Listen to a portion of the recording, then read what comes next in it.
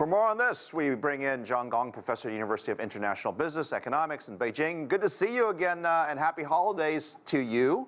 Happy holiday. Thank you very much. You know, these exchange programs, you and I have known about these for decades and decades. It started long, long ago. They continue to this day, which at least is a huge plus. Explain to our international audience, China has obviously placed a huge importance on this. Why is it important to China? Well, extremely important because, activities like this contribute to a mutual understanding of the two peoples, and mutual understanding leads to mutual respect and friendship for that matter. And I think the younger generation in the United States are more outward-looking, they are more open-minded, they're more progressive at the end of the day, I would think.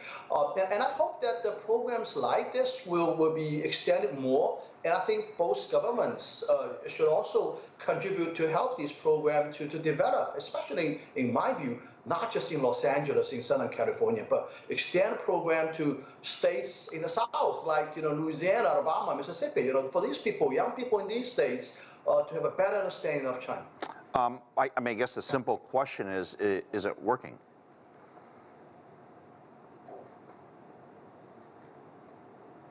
John, can you hear me? Yeah, I can hear you. Go ahead. Yeah, I was just going to ask you: Are these exchanges and programs are they working, and how do we measure how effective they are? Well, I think it's difficult to gauge the effect of this immediately in the short run.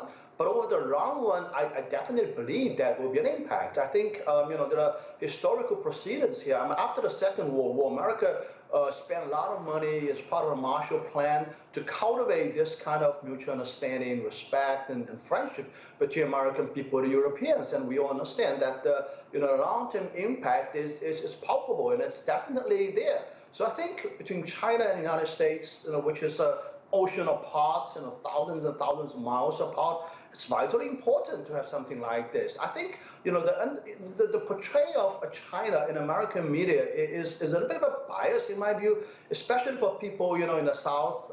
And I think probably the same is also to some extent true here in China as well. So I think face-to-face meeting, see for yourself.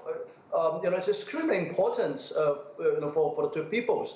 After all, pictures worth 1,000 words, right? And I think being on the spot by yourself is even more important. Well, why don't we start with more flights between the two countries? Ever since COVID started, the number of flights between the two has decreased greatly. I know there's a lot of blame on both sides, but if you want cultural exchanges and you want more of these, we got to have an easier way to see each other, don't we?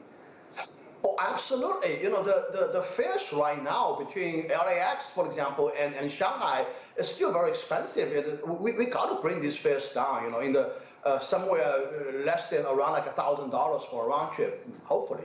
And this is a kind of acceptable fare, affordable fare for young people. The summer program in let's say in spring break, spend maybe a week here in China. And for Chinese people too, it used to be the case that there's a large Chinese student population in the United States, but for some reason, for example, what's happening in the state of Florida, it's regrettable that they're taking a very different attitude towards Chinese students.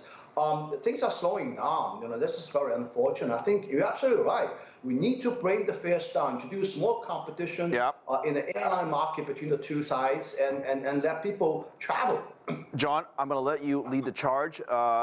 Keep up the good work. I'll bring you to D.C. and I'll come see you in Beijing. Appreciate you. Happy holidays, my friend. I look forward to seeing you here, either in Beijing or Washington, D.C. Thank you very much. Happy New Year.